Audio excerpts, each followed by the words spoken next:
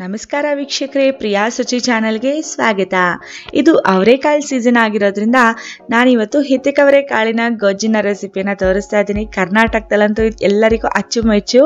ಬನ್ನಿ ಇದನ್ನ ಸಿಂಪಲ್ ಆಗಿ ಕಡಿಮೆ ಸಮಯದಲ್ಲಿ ಯಾರು ಬೇಕಾದರೂ ಮಾಡ್ಬೋದಂತ ರೆಸಿಪಿಯನ್ನು ನಾವೀಗ ನೋಡ್ಕೊಳ್ಳೋಣ. ಬಹಳ ಕಡಿಮೆ ಸಮಯ ಇಡುತ್ತೆ, ಒಂದು 20 ನಿಮಿಷದಲ್ಲೇ ಮಾಡಿಬಿಡ್ಬೋದು.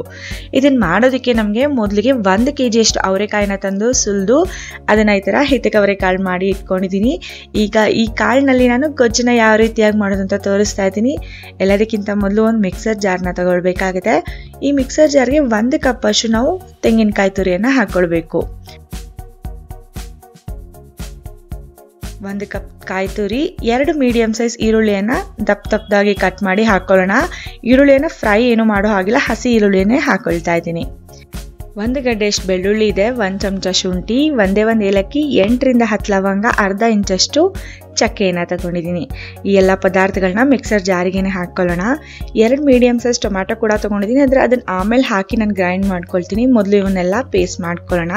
ಇವೆಲ್ಲ ಪೇಸ್ಟ್ ಆದಮೇಲೆ ಇದಕ್ಕೇನೆ 2 ಮೀಡಿಯಂ ಸೈಜ್ ಟೊಮ್ಯಾಟೊನ ಕೂಡ ಹಾಕಿ ಗ್ರೈಂಡ್ ಮಾಡ್ಕೊಂಡ್ಬಿಡ್ತೀನಿ. ನೀವು ಬೇಕಿದ್ರೆ ಒಂದು ಅರ್ಧ ಕಪ್ ಕೊತ್ತಂಬರಿ ಕೂಡ ಹಾಕಿ ಗ್ರೈಂಡ್ ಮಾಡ್ಕೊಳ್ಬೋದು. ಈಗ ಪೂರ್ತಿಯಾಗಿ ಫೈನ್ ಪೇಸ್ಟ್ ಮಾಡ್ಕೊಳ್ಳೋಣ.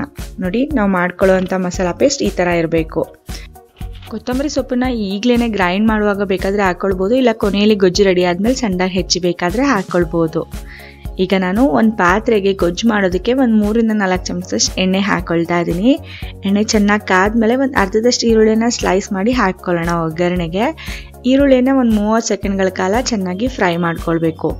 ಒಂದು 30 ಸೆಕೆಂಡ್ಗಳ ಕಾಲ ಚೆನ್ನಾಗಿ ಫ್ರೈ ಮಾಡಿ ಆದಮೇಲೆ 1 kg ಅವರೆಕಾಯಿಂದ ಬಂದಿರೋವಂಥ ಹಿತಕವರೆಕಾಳು ಅಂದರೆ 1 ಕಪ್ ಅಷ್ಟಿದೆ, ದೊಡ್ಡ ಕಪ್ ಅಷ್ಟಿದೆ, ಅದನ್ನು ಪೂರ್ತಿಯಾಗಿ ನಾನು ಹಾಕ್ಕೊಳ್ತಾ ಇದ್ದೀನಿ. ಅದ್ರ ಜೊತೆಗೇ ಒಂದು ದೊಡ್ಡ ಸೈಜ್ನ ಆಲೂಗಡ್ಡೆಯನ್ನು ಕೂಡ ಮೀಡಿಯಂ ಸೈಜಿಗೆ ಕಟ್ ಮಾಡಿ ಹಾಕ್ಕೊಂಡಿದ್ದೀನಿ. 2 ರಿಂದ 3 ಈ ಥರ ಬದನೆಕಾಯಿ ಇರುತ್ತಲ್ಲ, ಮೈಸೂರು ಬದನೆಕಾಯಿ, ಈ ಬದನೆಕಾಯಿನ ಈ ಥರ ಸಣ್ಣದಾಗಿ ಕಟ್ ಮಾಡಿ ಅದನ್ನು ಕೂಡ ಹಾಕ್ಕೊಳ್ಳೋಣ. ಈಗ ಎಲ್ಲವನ್ನ 1 ನಿಮಿಷಗಳ ಕಾಲ ಚೆನ್ನಾಗಿ ಫ್ರೈ ಮಾಡ್ಕೊಳ್ಬೇಕು. ಇವನ್ನೆಲ್ಲ 1 ನಿಮಿಷಗಳ ಕಾಲ ಚೆನ್ನಾಗಿ ಫ್ರೈ ಮಾಡಿ ಆದಮೇಲೆ ಇದಕ್ಕೆ 1/4 ಚಮಚದಷ್ಟು ಅರಿಶಿನ, ಅಚ್ಚ ಖಾರದ ಪುಡಿಯನ್ನು ಕೂಡ ಹಾಕ್ಕೊಳ್ತಿದ್ದೀನಿ. ನಾನು 3 ಚಮಚ ಹಾಕ್ಕೊಳ್ತಾ ಇದ್ದೀನಿ. ನೀವು ನಿಮ್ಮ ಖಾರಕ್ಕೆ ತಕ್ಕ ಹಾಗೆ ಅಚ್ಚ ಖಾರದ ಪುಡಿ ಹಾಕ್ಕೊಳ್ಳಿ. 1 ಚಮಚದಷ್ಟು ಧನಿಯಾ ಪೌಡರ್ನ ಕೂಡ ಹಾಕ್ಕೊಳ್ತಾ ಇದ್ದೀನಿ. ಅದೇ ಥರ 1.5 ಚಮಚದಷ್ಟು ಕಲ್ಲುಪ್ಪನ್ನು ಹಾಕ್ಕೊಳ್ತಾ ಇದ್ದೀನಿ. ಉಪ್ಪು ಮತ್ತು ಖಾರದ ಪುಡಿಯನ್ನು ನಿಮ್ಮ ರುಚಿಗೆ ತಕ್ಕ ಹಾಗೆ ಹಾಕ್ಕೊಳ್ಳಿ.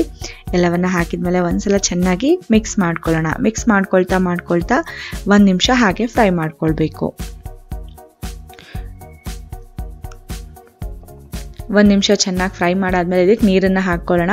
2 ರಿಂದ 3 ಗ್ಲಾಸ್ ಅಷ್ಟು ನೀರನ್ನು ಹಾಕ್ಕೊಂಡು ಚೆನ್ನಾಗಿ ಕಾಳೆಲ್ಲ ಬೇಯೋ ಥರ ನಾವು ಬೇಯಿಸ್ಕೊಳ್ಬೇಕು. ಕಾಳು, ಆಲೂಗೆಡ್ಡೆ, ಬದನೆಕಾಯಿ ಎಲ್ಲ ಬೇಯಬೇಕಲ್ವಾ, ಹಾಗಾಗಿ 3 ಗ್ಲಾಸ್ ಅಷ್ಟು ನೀರನ್ನು ಹಾಕಿ ಒಂದ್ಸಲ ಚೆನ್ನಾಗಿ ಮಿಕ್ಸ್ ಮಾಡಿ ಲಿಡ್ನ ಕ್ಲೋಸ್ ಮಾಡಿ ಒಂದು 10 ನಿಮಿಷ ಹಾಗೇನೆ ಬೇಯೋದಕ್ಕೆ ಬಿಟ್ಬಿಡೋಣ.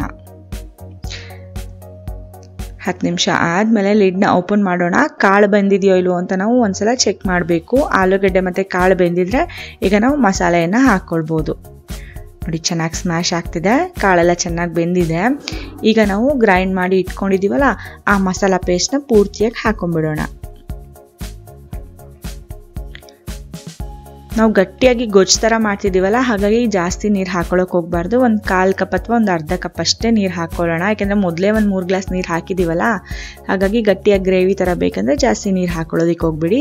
ಸಾರು ಥರ ಬೇಕಂದರೆ ತೆಳುವಾಗಿ ಸ್ವಲ್ಪ ಜಾಸ್ತಿನೇ ನೀರು ಹಾಕ್ಕೊಳ್ಬೋದು.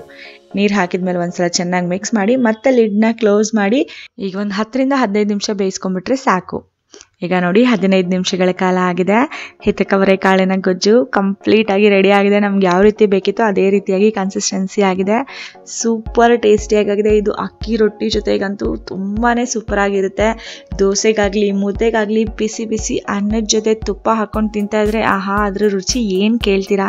ನೀವು ಕೂಡ ಈ ಅವರೆಕಾಳು ಸೀಸನಲ್ಲಿ ಒಂದ್ಸಲ ಆದರೂ ಹಿತಕವರೆಕಾಳು ಗೊಜ್ಜನ್ನ ಒಂದ್ಸಲ ಮಾಡಿ ನೋಡಿ. ಮನೆಯಲ್ಲಿ ಎಲ್ಲರೂ ತುಂಬಾ ಇಷ್ಟಪಡ್ತಾರೆ.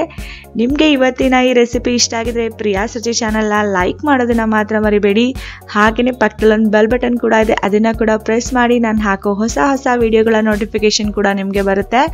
ನಾನು ಮುಂದಿನ ವಿಡಿಯೋದಲ್ಲಿ ಭೇಟಿ ಆಗ್ತೀನಿ. ಇವತ್ತಿನ ಈ ವಿಡಿಯೋ ನೋಡಿದ್ದಕ್ಕಾಗಿ ಧನ್ಯವಾದಗಳು.